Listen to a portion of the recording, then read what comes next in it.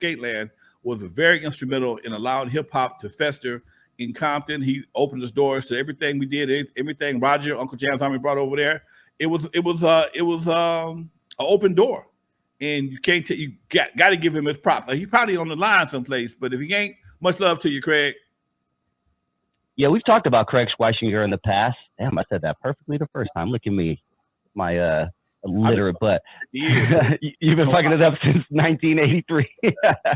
But, talk to us about Skateland, man. We talked about it in the past. It's been well over a year since we've kind of gone into detail. I know we have new people who don't know about Skateland, man. Talk to us about Skateland, Lonzo, because it was portrayed as well in Straight Outta Compton, right? Yeah. Skateland was directly right next door to Duto's. If you I could walk out of Duto's door and right into Skateland's parking lot.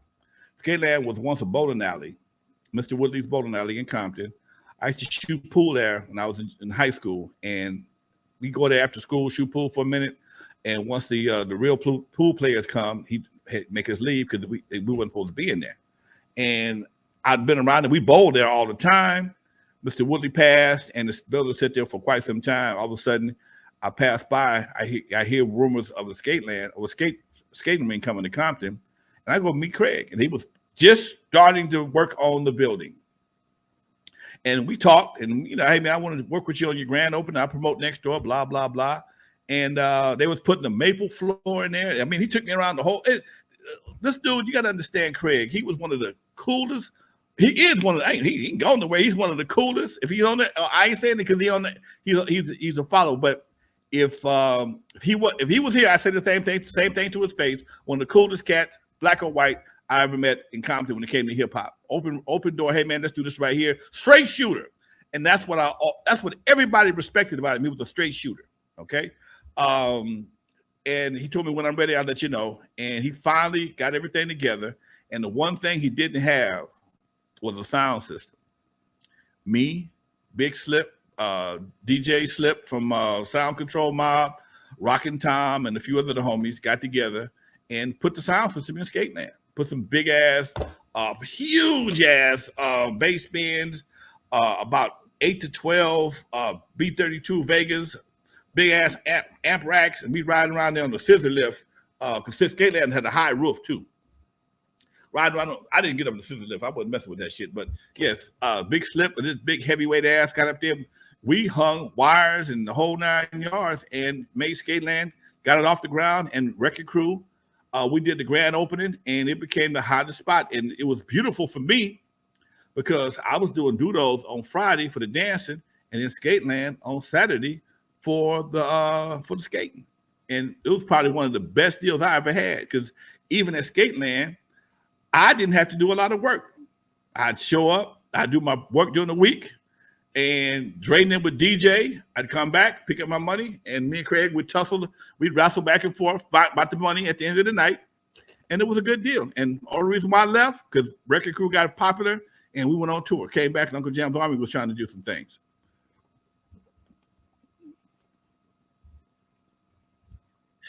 Take us back to the skating rink, Lonzo. A night, a Friday, Saturday. When you went, I was one of the last generations that got to appreciate the skating rink, and I have so many great memories of the skating rink back in the 90s. But take me back to when it was bounce rock skate, and you was doing it then, turning around in the 70s. Like, talk to me about the skating rink, man. Skating rinks in LA, especially, the first one that was very popular was the Gardena skating rink right there on Rosecrans. The actual Gardena swap meet on Rosecrans used to be the skating rink. Okay, I forgot the name. I thought it was just called Gardena skating rink. I'm not sure, but that's where everybody started off at. That was the spot for everybody. Gardena, Compton, everybody started over at Rosecrans. That's called Rosecrans. It was called Rosecrans Skating Rink.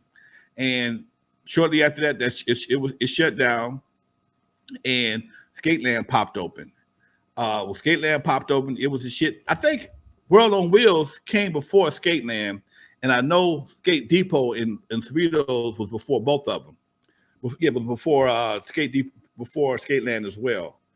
But because Compton is a big skating city. Compton is two things Compton like to do is they like to skate, they love to cha-cha. Okay? People in Compton, no matter, I don't care how old you are, They got skaters 65, 70 years old in Compton, and I'm talking about some flexible, get on with it skaters.